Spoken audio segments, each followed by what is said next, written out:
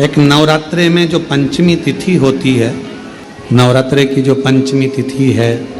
उस पंचमी तिथि के दिन अशोक सुंदरी का जो स्थान होता है उसको समझिएगा थोड़ा सा। जैसे ये शिवलिंग है और ये जलाधारी है भगवान शंकर की। ये शिवलिंग, ये जलाधारी, और जलाधारी में जो जल बहता है उसमें बीच में जो मोटी सी लाइन रहती है वो अशोक सुंदरी होती है। जैसे कई बेटे हैं, बेटियां हैं, कोई व्यक्ति व्यापार चालू कर रहा है, कोई व्यक्ति अपना नया भवन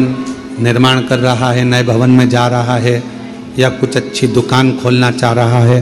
कोई अपने लक्ष्य पर पहुंचना चाहता है और पहुंच नहीं पा रहा। तो जो शारदीय नवरात्रे आते हैं,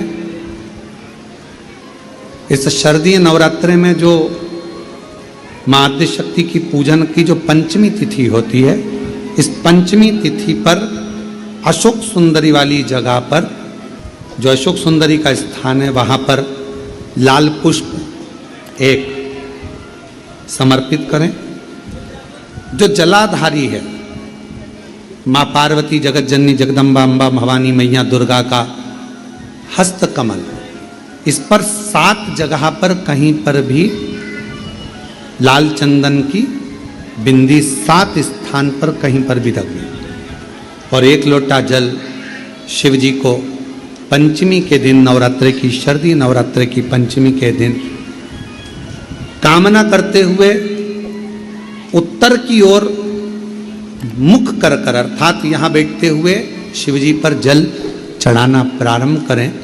और अपने मन की कामना कहकर बाबा के पास में जो लाल पुष्प समर्पित करा है, उस पुष्प को अशोक सुंदरी वाली जगह से वापिस लेकर आ जाए।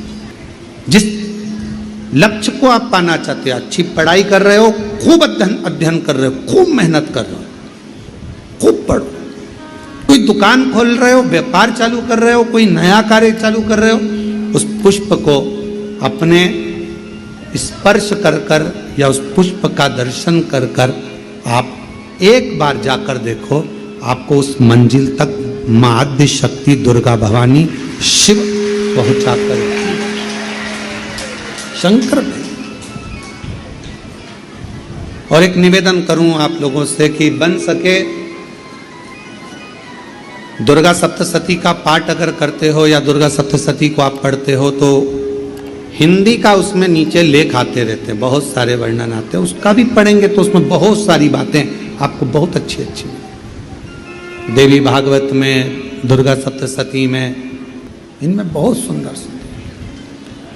कल्याण का, यदि गीता प्रेस गोरखपुर से जो कल्याण निकलती है, उस कल्याण का यदि देवी अंक अगर आप पढ़ेंगे माता दुर्गा भवानी पर, बड़ा सुंदर है। उसमें भी बहुत सी चीज़ें हैं, मां आद्य शक्ति की आराधना की, साधना की, पूजन की पद्धति बहुत सुंदर, उसका ध्यान करें। शिव से कुछ, अगर भगवान शंकर की हम आराधना कर रहे हैं, भगवान शंकर से अगर हम कुछ पाना चाह रहे हैं, तो भगवान शिव की सबसे पहले उससे साधना करो, शिव को पहले अपना बनाओ।